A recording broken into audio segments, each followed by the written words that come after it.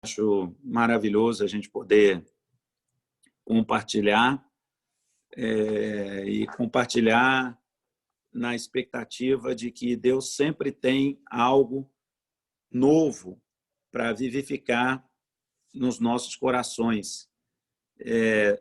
A palavra é sempre a mesma, mas o Espírito tem o poder criativo de tocar nas nossas vidas, nos nossos corações, segundo o propósito que ele tem para nos ministrar, para nos alcançar. E a minha oração é que o Espírito Santo hoje continue fazendo isso, continue tocando, continue ministrando. Quero ler com vocês aqui um texto do livro de Gênesis, capítulo 1. Gostaria de falar um pouquinho hoje sobre o chamado para a liderança, que é algo hoje tão importante, exatamente visto que parece algo muito simples, mas não é. Nós desenvolvermos o potencial que o Senhor nos entregou é realmente um desafio, e nós temos que fazer isso com a consciência de que Ele nos chamou, Ele nos autoriza e Ele nos capacita para cumprirmos essa missão. De outra forma, com qualquer outro foco, nós vamos enfrentar frustração, nós vamos enfrentar sentimentos que vão ser ruins, mas se nós entendermos que foi Ele quem nos deu essa missão, então dele também virá a nossa capacidade. Vamos lá do 26 em diante. E disse Deus: façamos o ser humano à nossa imagem, conforme a nossa semelhança. Tenha ele domínio sobre os peixes do mar, sobre as aves do céu, sobre os animais domésticos, sobre toda a terra e sobre todos os animais que rastejam pela terra. Assim Deus criou o ser humano à sua imagem, a imagem de Deus o criou, homem e mulher os criou. E Deus os abençoou e disse: sejam fecundos, multipliquem-se, encham a terra, sujeitai-a, tenham domínio sobre os peixes do mar, sobre as aves dos céus e sobre todo o animal que rasteja pela terra. E disse Deus ainda: eis que lhes tenho dado todas as ervas que dão semente e se acham na superfície de toda a terra, e todas as árvores em que há fruto que dê semente. Isso te servirá para alimento de vocês. E para todos os animais da terra, todas as aves dos céus e todos os animais que rastejam sobre a terra e que há fôlego de vida, toda a erva verde lhes servirá de alimento. Então, queridos, nós vemos aqui, eu participei algum tempinho atrás de um treinamento promovido pelo Lidere, que quem estava à frente desse treinamento era a equipe do John Maxwell, com o apoio do Mark Switch. John Maxwell é um exímio treinador de liderança, né? E o Mark Switch é um adorador aqui da América Latina, que impactou milhares de vidas com a canção, né? Que era músicas de adoração, Quebra Minha Vida, e muitas outras aí que impactaram muitas pessoas. E eles criaram um projeto de treinar 1 milhão de líderes. E aí, nesse treinamento, a primeira mensagem do treinamento, do projeto, é o chamado de Deus para liderarmos. Façamos o homem à nossa imagem e domine ele, diz a palavra de Deus. Por séculos, a liderança tem sido um debate entre os cristãos. É bíblico liderar? Nós fomos chamados para ser seguidores ou líderes. Fomos chamados para ser servos ou senhores. Podemos honestamente acreditar que a liderança é uma ideia bíblica? quando estudamos a Bíblia cuidadosamente, vemos que liderança é uma verdadeira ideia de Deus. Deus é o líder maior, mas ele nos chamou para sermos líderes juntamente com ele. Olha que legal, né? Então, de onde vem o fundamento para a nossa liderança? Da ideia de Deus. Deus criou o homem com o propósito de que ele se tornasse uma influência sobre a terra. Pense isso. A primeira descrição do homem na Bíblia envolve liderança. Deus nos criou para liderar, para exercer autoridade, para dominar. De acordo com Gênesis, no texto que nós acabamos de ler, você e eu nascemos para liderar. Olha o que a passagem disse. E disse Deus, façamos o homem a nossa imagem, conforme a nossa semelhança, e domine sobre os peixes do mar, sobre as aves do céu, sobre o gado, sobre toda a terra e sobre todo réptil que se move sobre a terra. Sermos feitos conforme a imagem de Deus significa que fomos criados para liderar. Deus deu aos homens autoridade sobre a terra. Se Deus nos chamou para dominar, é porque nós temos a capacidade para fazê-lo.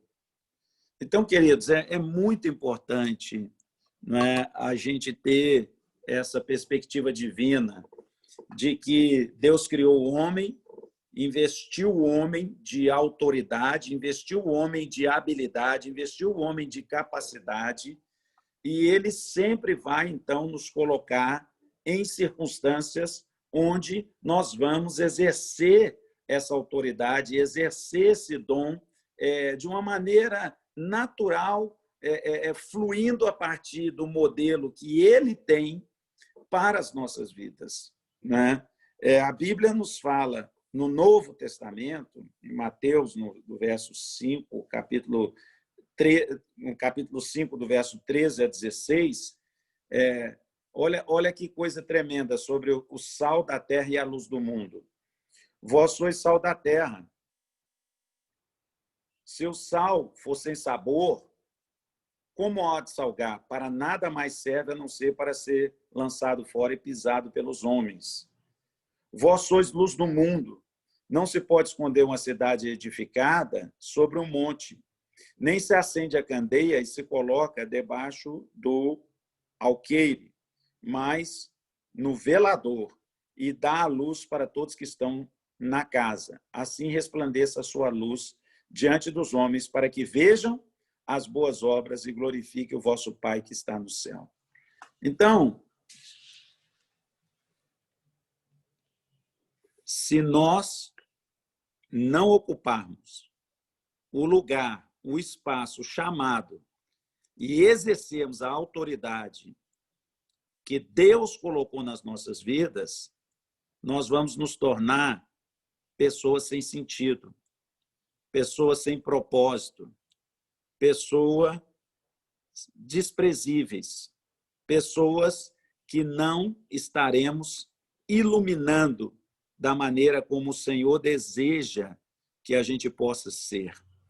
Então, conhecendo o propósito de Deus e conhecendo a palavra de Deus, nós precisamos entender que nós não podemos negligenciar o nosso lugar, o nosso chamado, o nosso propósito. Nós não podemos nos esconder. Nós não podemos nos omitir. Nós não podemos ser pessoas indiferentes. Nós temos que ter sabor. Nós temos que ser sal que salga e luz que ilumina.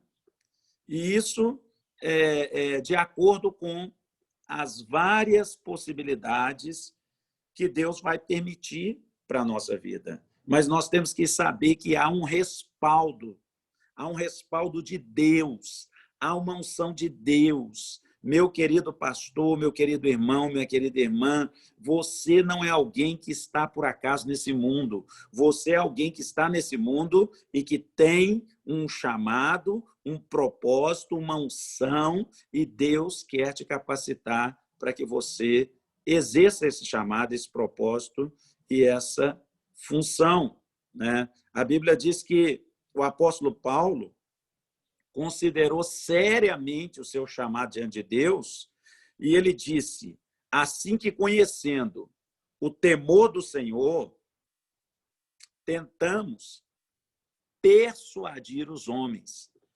Ele procurava influenciar, não é porque ele se achava, não é porque ele queria ser mais do que alguém, é porque ele entendeu a natureza da missão que a ele cabia, segundo Coríntios, capítulo 5, verso 11. Muitos de nós nos sentimos como Moisés, quando viu a Deus na sarça ardente, ali, conforme Êxodo 3, 4. Ele se sentiu inadequado, despreparado para liderar, mas Deus confirmou que foi para isso que ele o chamou. E a Bíblia nos mostra muitos líderes em potencial que ficaram com medo e que não entenderam isso e que, de alguma maneira, procuraram fugir do seu chamado. E como a gente é muito suscetível a carregar culpa, a ficar sobre condenação, muitas vezes o diabo utiliza disso para nos intimidar, colocando uma lente de aumento nas nossas falhas. É bem mais fácil você encontrar pessoas que falam das falhas do que falam das virtudes.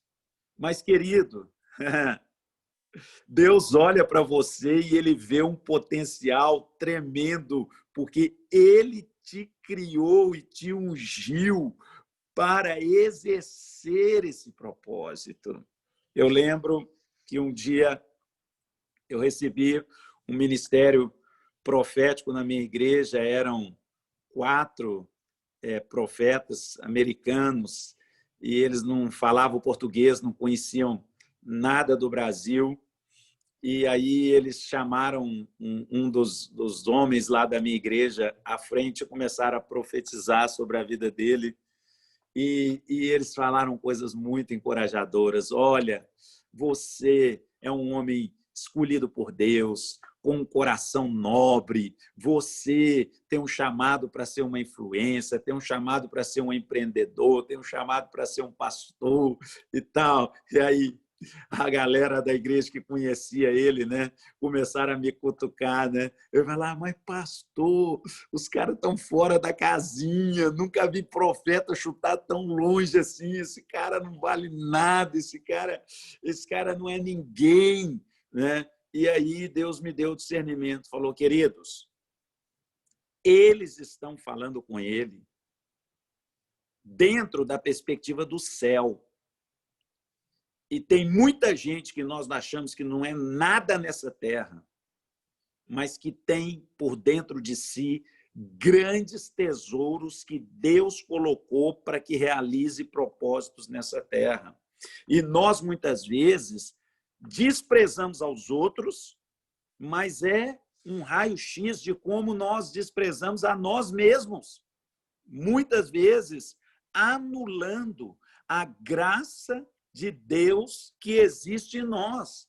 E porque muitas vezes nos anulamos e porque muitas vezes enterramos o talento, nós deixamos de ocupar estrategicamente lugares e missões que Deus tem para cada um de nós. Então, a maioria de nós tem uma facilidade muito grande de apresentar uma lista de motivos pelas quais nós não vamos fazer, pelas quais nós não vamos liderar, pelas quais nós não vamos ser eficazes, pelas quais nós não somos capacitados, né? Foi o que Moisés fez.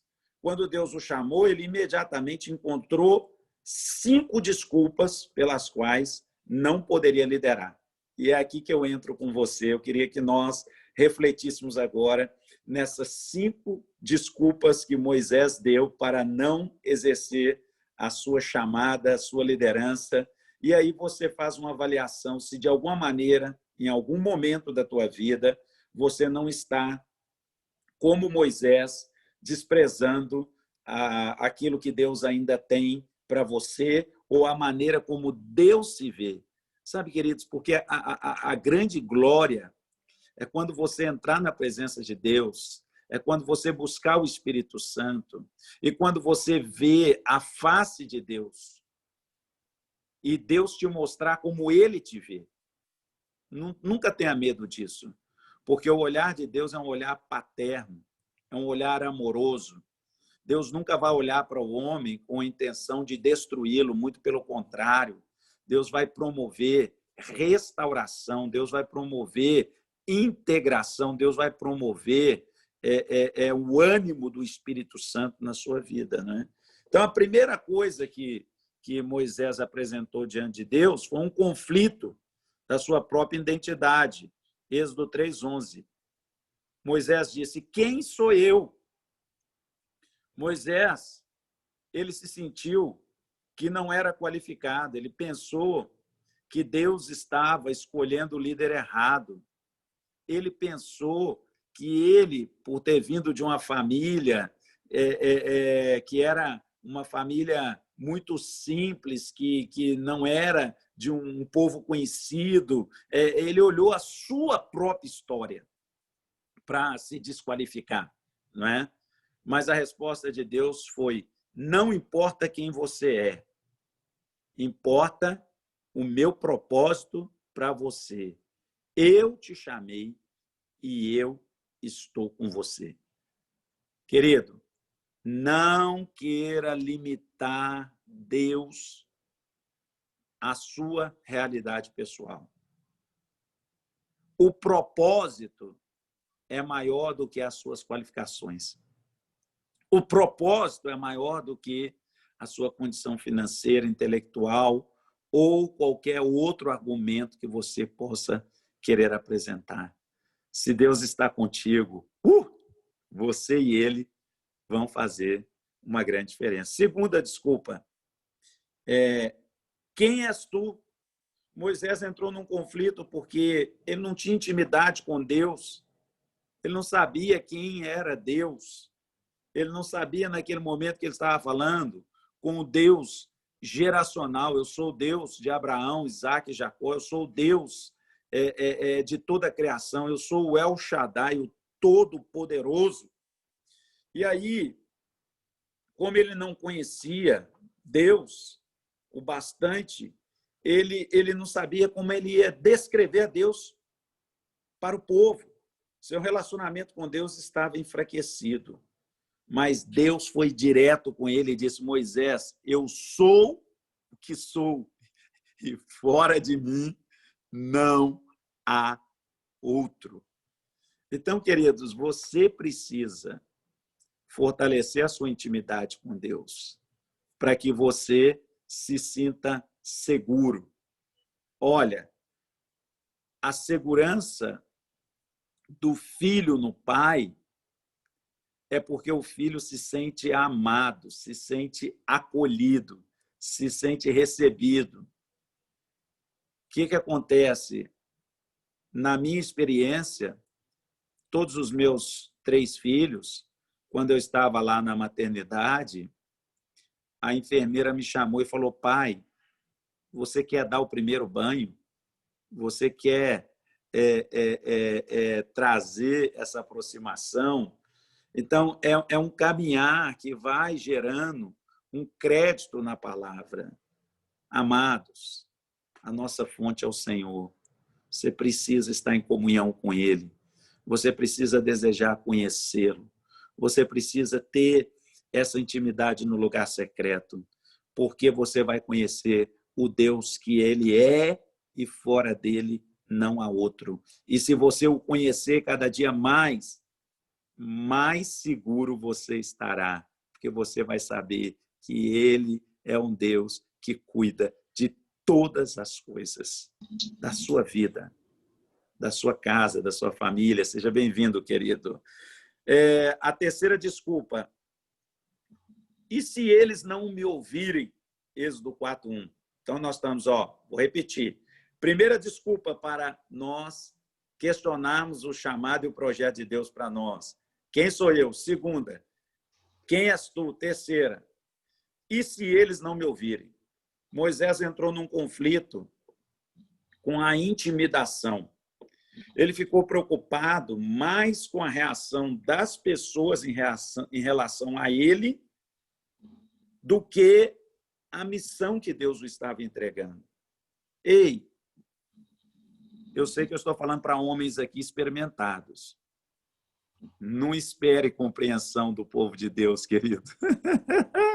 Não espere compreensão para você cumprir as missões que Deus te entrega. Muitas vezes você vai ser alguém indigesto e nem sempre você vai ter aprovação das pessoas. O mais importante é você estar seguro da missão que Deus te entregou. A resposta de Deus para Moisés foi: eu sou tudo que você precisa. Quando eu terminar, eles te ouvirão. Confie em mim. Saberão que eu sou Deus e que eu te enviei.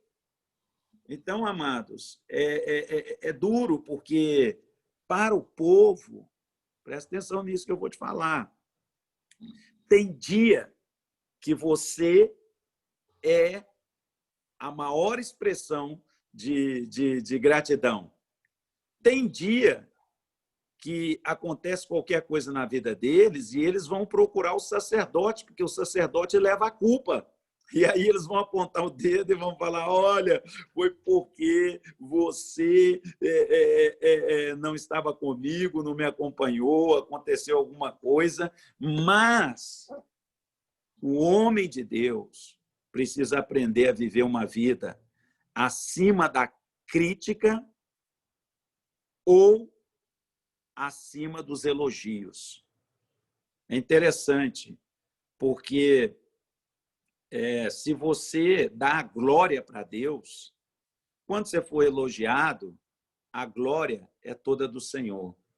Se você dá o reconhecimento do poder de Deus sobre a sua vida, quando você for criticado, você vai colocar isso aos pés de Jesus. E eu quero te dar um conselho que vai ser saúde para a sua vida. Aprenda a viver acima das críticas ou acima dos elogios. Aprenda a colocar tudo aos pés do Senhor Jesus. Se você conseguir fazer isso, você vai ter mais tranquilidade no seu chamado, na sua missão, no seu propósito com Deus. 4. Senhor, eu nunca fui um bom orador. Eu não sei falar, Êxodo 4:10. Moisés encontrou um conflito que ele era inadequado. Quem o seguiria se ele não fosse sábio para falar? A resposta de Deus para ele foi simples. Adivinhe quem fez a sua boca? Sou eu, a fonte de todos os seus dons. Irmãos, a gente sabe, quando nós, às vezes, ficamos vulneráveis e olhamos os nossos defeitos e olhamos as nossas inadequações, quem estaria pronto? Mas a Bíblia também nos diz: não tema. Quando você estiver diante dos reis, das autoridades, eu colocarei as minhas palavras na sua boca. Nós temos que ter uma ousadia que nos leve a crer que esse propósito de Deus, ele vai além das nossas habilidades pessoais. 5, Senhor, Êxodo 4:13, aqui ele chegou no limite de Deus. Eu sei que o Senhor encontrará outra pessoa. Moisés entrou em conflito com um sentimento de inferioridade. Ele se comparou às outras pessoas e disse: tem pessoas mais competentes, tem pessoas que são melhores do que eu. Ele se sentiu inferior. Mas a resposta de Deus foi: tudo bem, eu vou deixar que Arão vá com você para te fortalecer. Mas entenda, você é quem eu estou chamando. É interessante, queridos, que nós precisamos entender que Deus opera também através de uma equipe. Quando Deus chama uma pessoa, você não tem que ter todas as respostas. Você tem que entender o seu lugar de liderança. Mas Deus vai levantar Arão, Deus vai levantar Ur, Deus vai levantar uma equipe ao seu redor, porque ninguém realiza nada sozinho. E nós precisamos também saber reconhecer as pessoas e os talentos que Deus quer colocar ao nosso redor para nós cumprirmos o propósito que Ele confiou nas nossas vidas. Qual é a sua desculpa para fugir da liderança? Qual é a sua desculpa para dizer a Deus que você não pode cumprir o propósito? Que resposta você acha que Deus lhe daria a essas desculpas? Não adianta, queridos. Você pode dizer quem eu sou, quem tu és, eles não vão me ouvir, eu não sei falar. O Senhor pode encontrar outra pessoa, mas quando Deus sinaliza um propósito na vida de um homem, ele vai cumprir esse propósito. E o que nós precisamos é confiar, é nos render, é saber que a nossa autoridade vem dele, como diz lá em Gênesis 1, 26, ele nos criou para exercer autoridade, para liderar, para influenciar essa terra, e esse é o nosso papel. Oswald Sanders disse pela primeira vez que liderança é influência, nada mais, nada menos. É influenciar os outros a se envolverem com uma causa justa. Não depende de título, não depende de posições, mas de alguém que alcance a visão de Deus e mobilize outros para seguir na direção dessa realização. Quando isso acontece, a liderança surge na forma mais pura. Isso acontece em toda a organização, mais cedo ou mais tarde, principalmente quando não há algum sistema ou plano já estabelecido. Momentos em que não há qualquer expectativa de progresso. Nos dias de hoje, existem muitas regiões do mundo chorando por líderes que sejam homens de Deus e eficazes na sua tarefa. O líder deve conquistar o direito de liderar e, consequentemente, outros escolherão segui-los. Então, queridos, existe uma crise mundial. Eu estou com um gráfico aqui que eu não consigo mostrar para vocês, mas a verdade é o seguinte: estão se convertendo milhares de pessoas. Estão se mantendo na liderança um número limitado de pessoas. E estão gerando novos líderes menos ainda. O que está acontecendo? Nós estamos caminhando para um processo de carência de liderança nessa terra. Ou seja, nós temos um número grande de pessoas convertidas, nós temos um número estabilizado de igreja e nós temos um número em decadência de formação de novos líderes. Então, nós precisamos entender o nosso papel, o nosso chamado, assumir a nossa posição de sermos uma influência e gerarmos novos líderes debaixo dessa nossa capacitação e desse nosso chamado divino. Isso não é uma conclusão minha, isto é resultado de uma pesquisa mundial sobre o avanço, o crescimento da igreja e o crescimento da liderança. Por quê? Porque as pessoas hoje, elas, num certo sentido, elas querem buscar comodidade. O mundo está trabalhando em cima do fast food, ou seja, é aquela situação que você chega, escolhe o que você quer, faz o que você quer, e para você ser um líder em Deus, você vai ter que desenvolver suas habilidades, desenvolver os seus talentos, você vai ter que aprender a renunciar, você vai ter que aprender a servir, você vai ter que confiar em Deus, você vai ter que buscar essa experiência com o Senhor. E as pessoas estão cada vez mais humanistas, mais autocentralizadas, e às vezes é difícil você encontrar pessoas que queiram, de fato, assumir esse papel.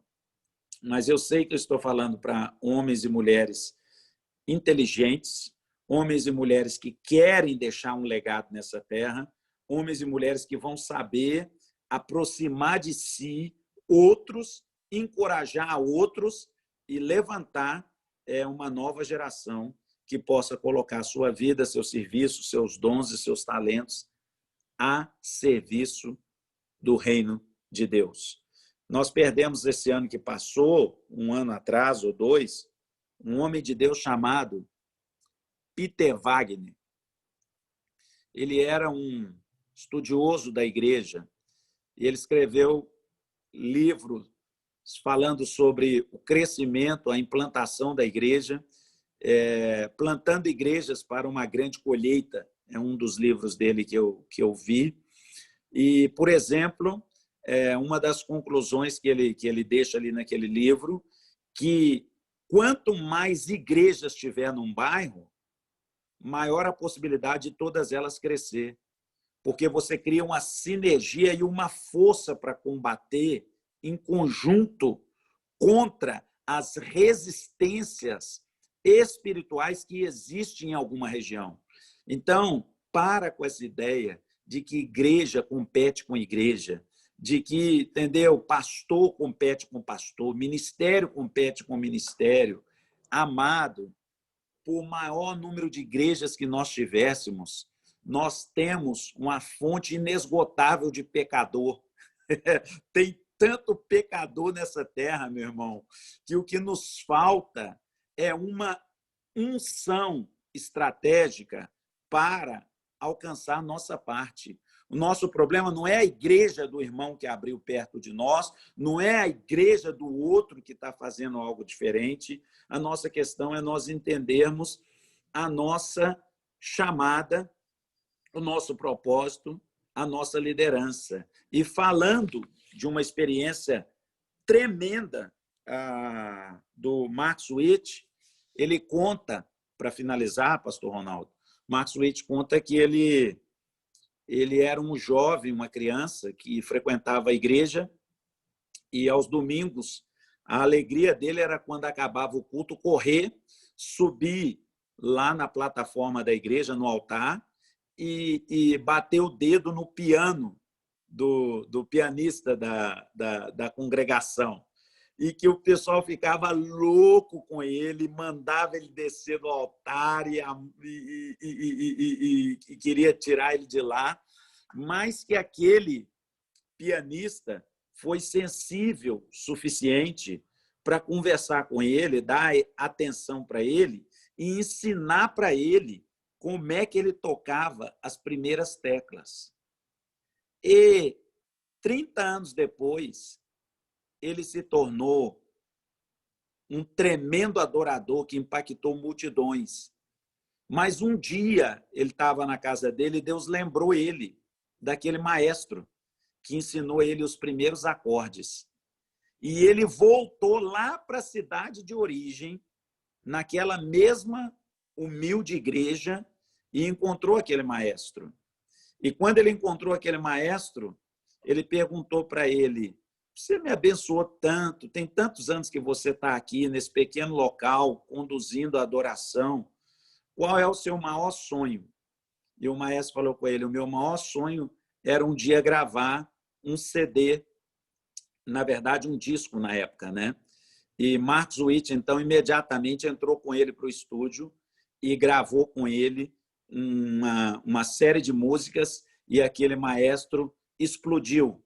E aí Max Witt conta isso para dizer o seguinte: nunca despreze alguém que chegue perto de você, que talvez não tenha as qualificações, a maturidade para atingir ou para corresponder à sua expectativa. Valorize, ainda que seja uma criança, porque essa criança um dia poderá voltar para você transformada para te ajudar a realizar o seu maior sonho. Isso é liderar, queridos. Isso é liderar, isso é usar a nossa influência para atingir a todos. E Deus te criou com esse DNA, de liderar, de influenciar, de ser sal, de ser luz.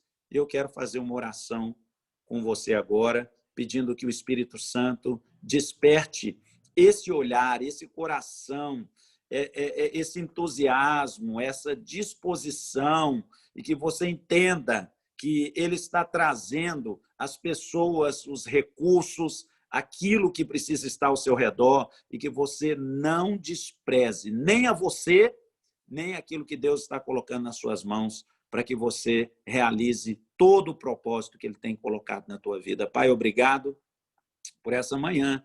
Estou compartilhando com os meus irmãos, eu sei, estou falando com homens e mulheres experientes, vividos, mas Espírito Santo, eu sei que o Senhor tem algo novo, eu sei que o Senhor está fazendo algo novo, eu sei que está nascendo nesses dias, coisas novas que estão reservadas no céu, para que possamos ser cúmplices aqui na terra. E eu quero te pedir, eis-nos aqui, toma cada um de nós, toma cada um de nós onde o Senhor nos colocou, com as pessoas que estão ao nosso redor, com aquilo que o Senhor tem colocado nas nossas mãos, e ajuda-nos, ó Deus, a sermos uma influência para tocarmos as vidas, as famílias, os casais, as novas gerações, aqueles que estão na montanha, ó Deus, quer seja da economia, quer seja da política, quer seja da saúde, quer seja do divertimento, quer seja, Deus, em qualquer área de influência dessa sociedade, da educação, que o Espírito do Senhor nos faça resplandecer para liderarmos, exercermos autoridade e cumprirmos o propósito do reino. Eu abençoo os meus irmãos nessa manhã, em nome de Jesus. Amém. É isso, queridos. Obrigado, pastor, apóstolo Alexandre.